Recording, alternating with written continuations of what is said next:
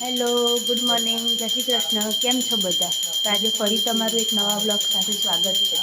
આજે છે અખાત્રીજ, તો એનું મહત્ત્વ તો છે ખબર જ હશે બધાને. અને આજે અમારા ઘરે આવે છે મારા માસીને, મારા કઝિન્સ ને એ બધા. તો આગળ તમને મળાવીએ બધાને. જો સવારમાં અહીંયા અમારી મમ્મી પૂજા કરી રહ્યા છે, કાનાની આરતી કરી રહ્યા છે. તમે બી અમારા ઘરે માતાજીના દર્શન કરી લો.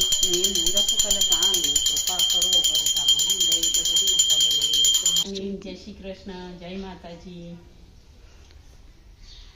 આજ તો મમ્મી રવિવાર છે. હા, આજે રવિવાર છે તે આજે આનંદના ગરબાની વધારે મહત્વ હોય છે અને રોજ આમ તો હોય જ છે, પણ રવિવારે એનું મહાત્મ્ય વધારે હોય છે. રવિવારે 3 વખત કરીએ તો વધારે સારું. એટલે બને ત્યાં સુધી તો કરીએ છીએ, પણ હવે ટાઈમ ઉપર આધાર હોય છે પછી બધું. અમારી મમ્મી દર રવિવાર 3 વખત આનંદનો ગરબો કરે. 3 વખત આનંદનો ગરબો કરે શું કહેવાય મમ્મી? એક ચંડી પાઠ જેટલું પુણ્ય આપણને મળે છે. એક ચંડી પાઠ થાય એટલું ફળ મળે આપણને. અહીં મહેશ્રીની બી સવાર થઈ ગઈ છે. એને માવ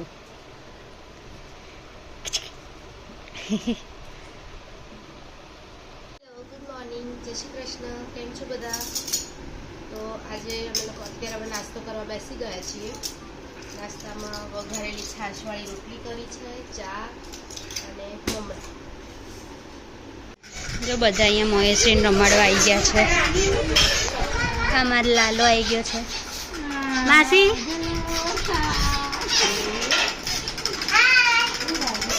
આમાં ભાભી છે, આ મોટા માસી, આમાં ભાઈ, જા મુકુડી. આ મહેશ્રીના મોટા માસી રમાડે, મોટો ભાઈઓ રમાડે. જા બીજી બહેનો બેઠી.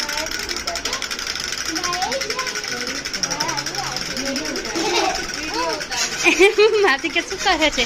જય શ્રી કૃષ્ણ કહે માસી.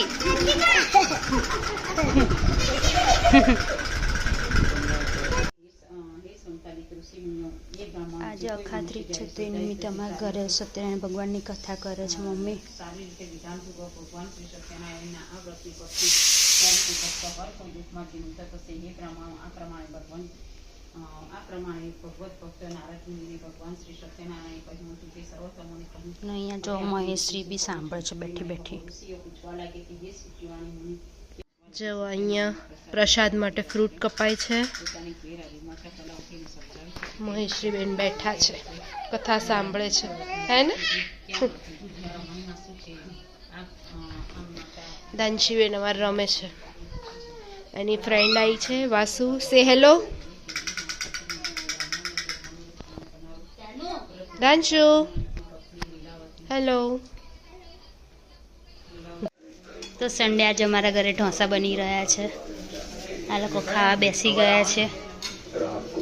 અહીં કંઈક પિક્ચર ચાલે છે. અહીંયા કંઈક ધનશીનું કંઈક ચાલુ કરી દીધું છે રામાયણ. ભાઈ કેવા છે ઢોસા?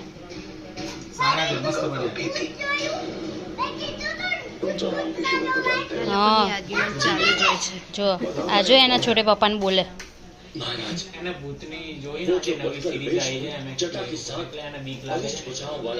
છોટે પપ્પા એના ફ્રેન્ડ છે.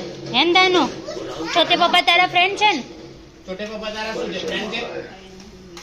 પેલા કેતો ખરી હે દીકો એ ગતું. છોટે પપ્પા તારા ફ્રેન્ડ છે? તારા ફ્રેન્ડ છે છોટે પપ્પા?